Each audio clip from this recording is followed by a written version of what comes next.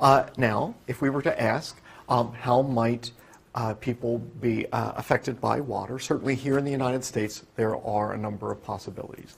Leaping out at us there are microbes, which can be spread, through water that can get us sick. There are even then algae, which we can be exposed to, which could get us sick. Now, they could sicken us if we meet them directly. If they're in the environment and fish or shellfish are ingesting them, they can build up levels of toxin which we can endanger us if we ingest that. All right, so that's real. And climate change would affect that because all organisms, microbes included, have specific temperature ranges. And as temperature changes, then where you would find these microbes will change. And so we notice with many things that ranges might be going farther north as climate warms. Obviously, in the aftermath of a hurricane, you can ask yourself the question, what are the odds of being exposed to contaminated water now? So not only in normal conditions might contaminants of water be changing the geographic areas they can affect, but in severe weather, obviously, you're going to be exposed to things that you otherwise wouldn't have. So here's, just some photos from Hurricane Maria or Hurricane Harvey. Now, once again, I mean, there's, in addition to microbes from various sources, from swamps to the feces of cattle nearby cattle ranches. There's obviously human sewers and septic systems, which normally would not be a contaminant we would have to worry about. But in a scenario like this, obviously now it is. Okay. Now, in addition to the threats from wildlife, then there's also chemical threats. All right, and so obviously there are chemicals in a petroleum refinery that you would choose not to, expose yourself to if given the chance. Obviously, there might have been something on this train that, once again, you would not like to be exposed to.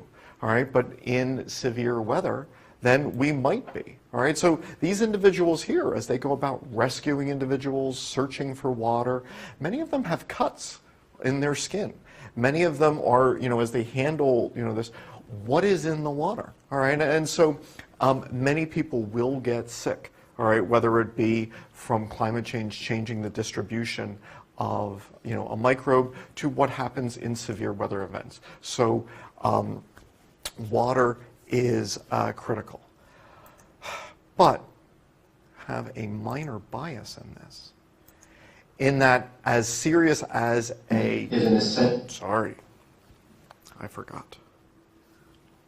Which one's volume? Okay.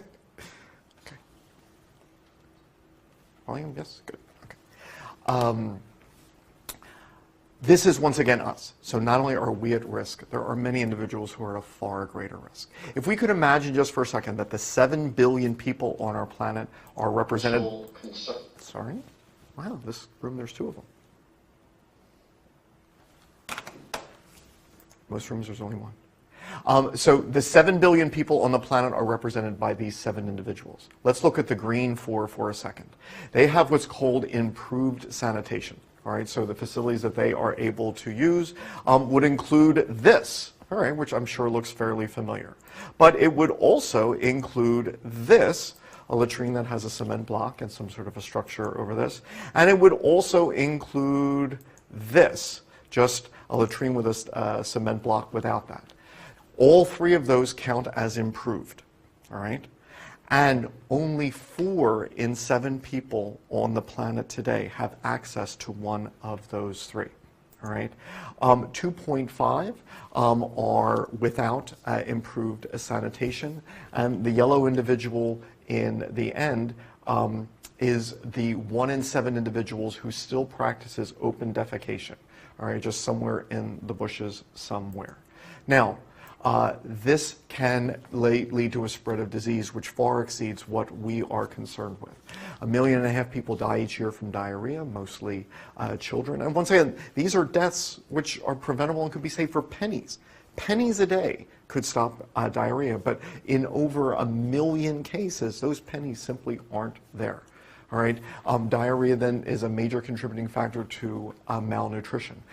There are worms which can be spread this way. Now, you may not be concerned of worms living inside of you, but about 2 billion people alive today have them.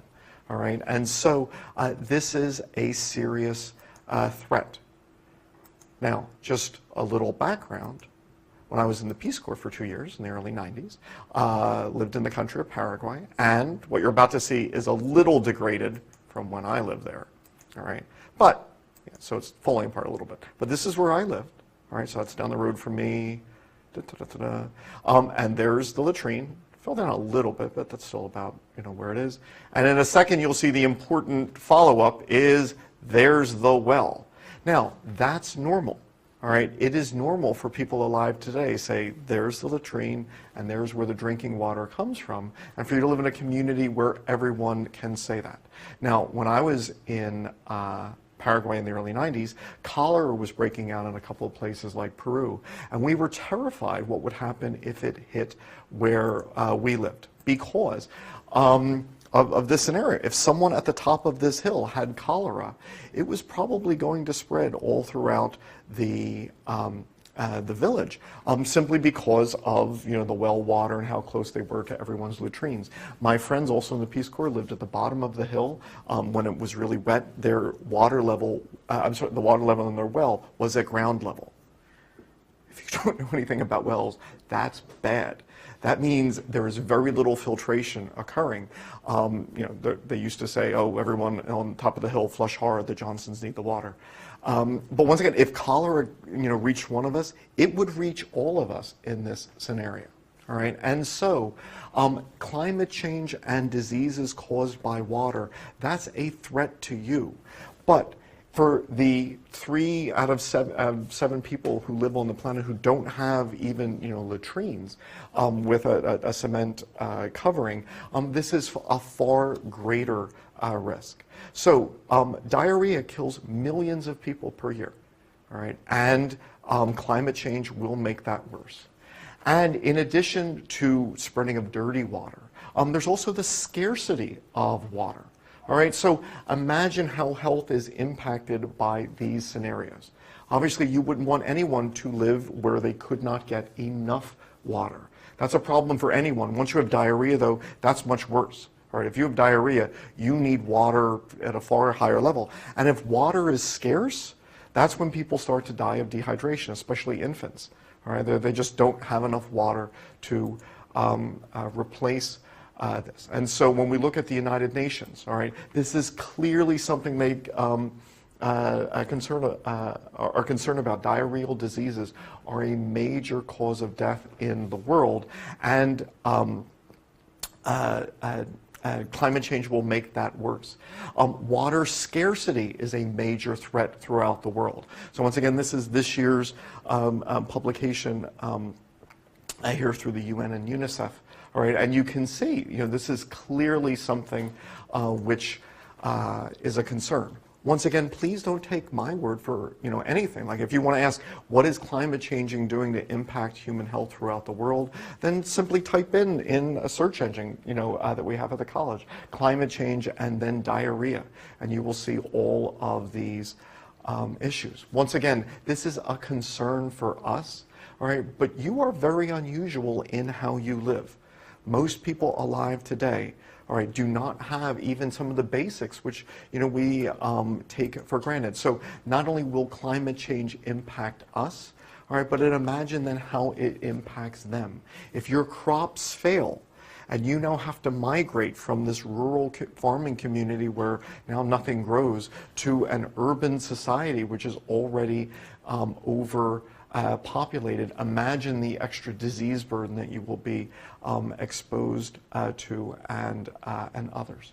Okay, and so as we run through the potential ways in which climate change can affect human health, diarrhea, water scarcity, they are huge. All right, now once again, we don't see climate change directly on this, all right, but it is a contributing factor to some of the major causes of death. I'd like to turn it back over to Dr. Z.